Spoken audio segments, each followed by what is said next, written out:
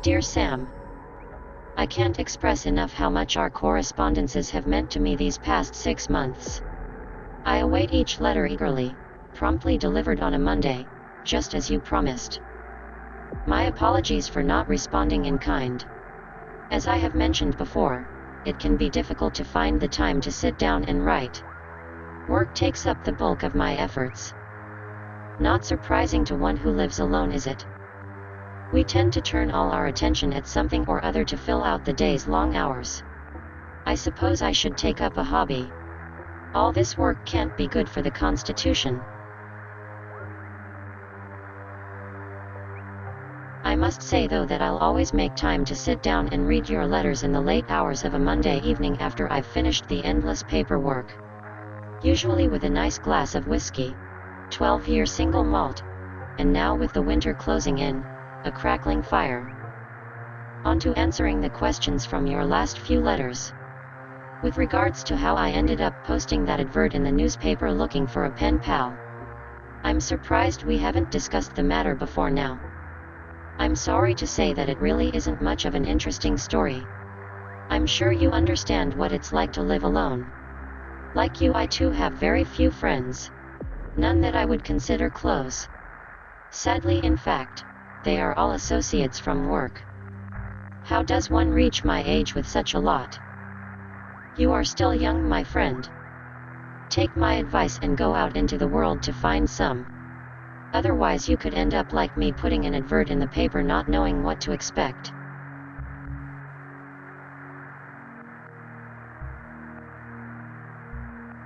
As to my work, that issue with patient X was cleared up and there were no legal matters pursued, thankfully. It was weighing on my mind for some time, I don't mind telling you. What a relief that it is over. Patient X has been assigned another therapist. I do regret not being able to help more, but part of my profession is knowing your own limitations and how that impacts the patient's well-being. At least that's how I always felt about it. If only we could discuss the particulars of my work, we would have so much to talk about in that case. Finally, to your inquiry about Pierce. If I remember correctly, he was brought up in relation to your own interests. Didn't I mention that he studied dreams back when I knew him? He was definitely more in the Jung school of thought than myself. God, I haven't thought about him in so long. Now there's an interesting story. His full name was Pierce Galloway. He was my employer back in 92 to 93. Most of the mundane remains fuzzy in my mind, but the important details are as sharp as ever.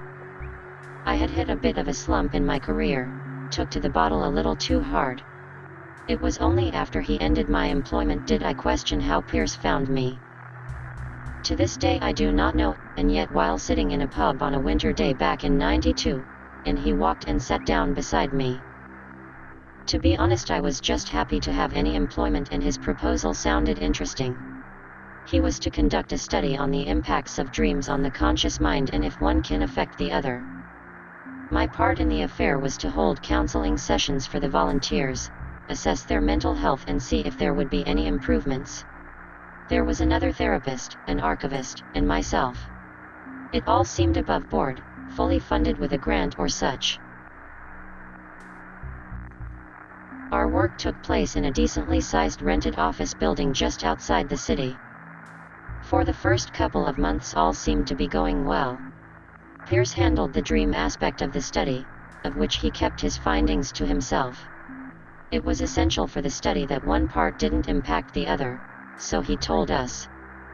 We 3 employees didn't care. The money was good and we saw ourselves as mavericks of a sort.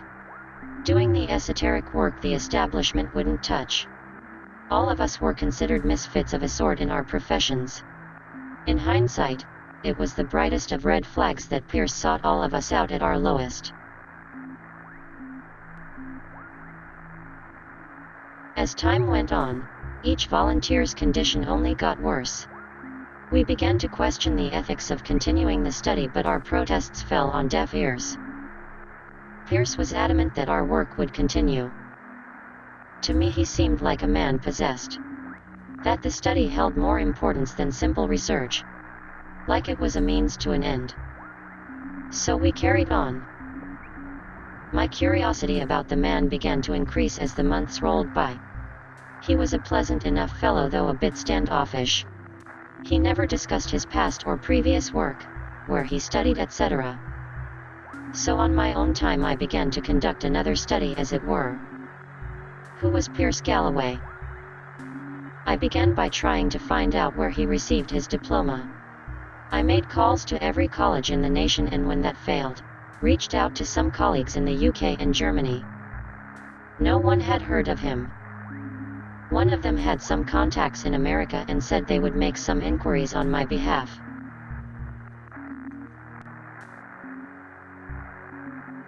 Again, there was nothing to be found. It was a shot in the dark on my end, yet it didn't seem feasible that someone with a sizable amount of cash could conduct a study without anyone hearing about it, especially in a field which at the time was so outside the norm. Next, I tried to ascertain where the money had come from. It was not government funded as far as I could find. So that left some mysterious benefactor which would be impossible to trace. None of us on the team had actually seen his diploma. Pierce didn't hang it proudly on his office wall. We had just taken his word for it, and the man knew his way around the particulars well enough.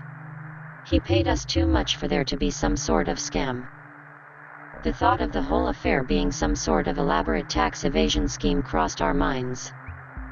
Of our suspicions, we kept them to ourselves. It's not my proudest moment, but I needed the money.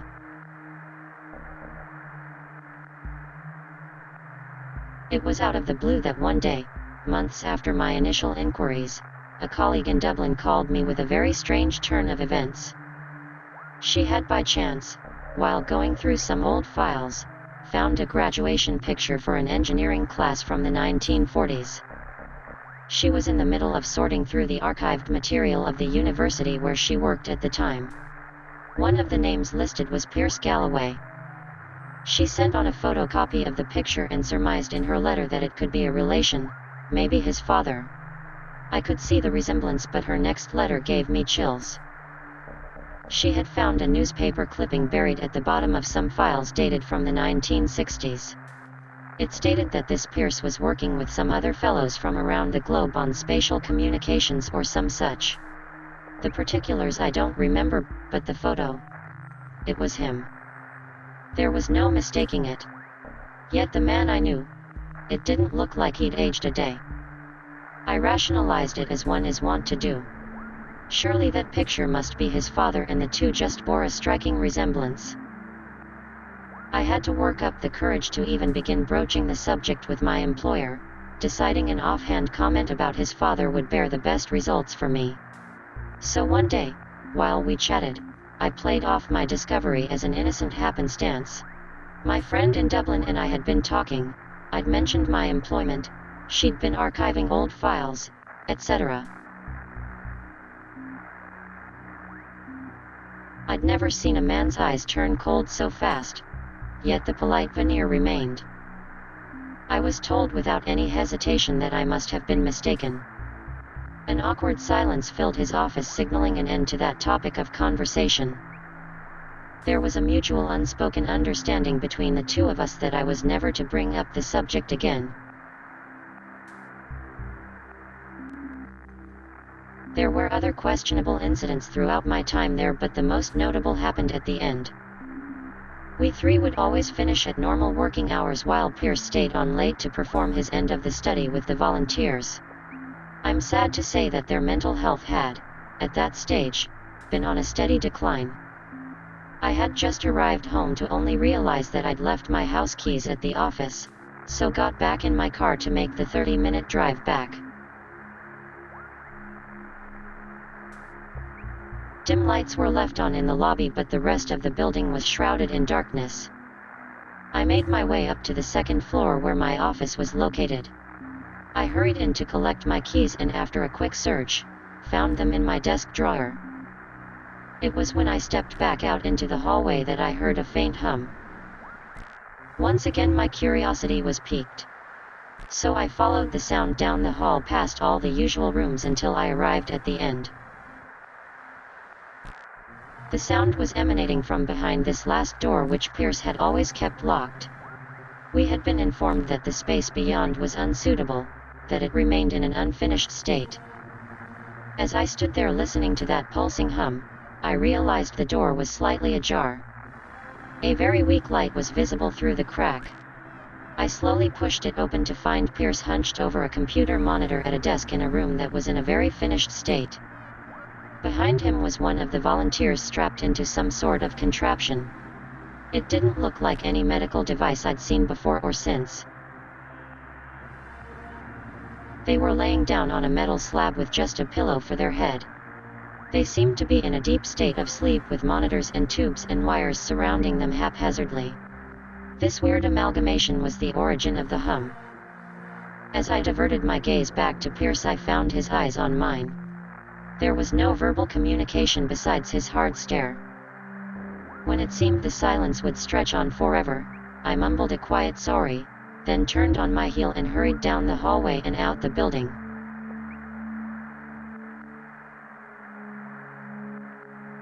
The next day, when the three of us arrived to start our day, we found the office closed, the parking lot empty. We only had Pierce's office number as a contact and had no other way of getting in touch with him. About a week later, we all received a severance package through the post. That was the end of the study, and I never saw the man again.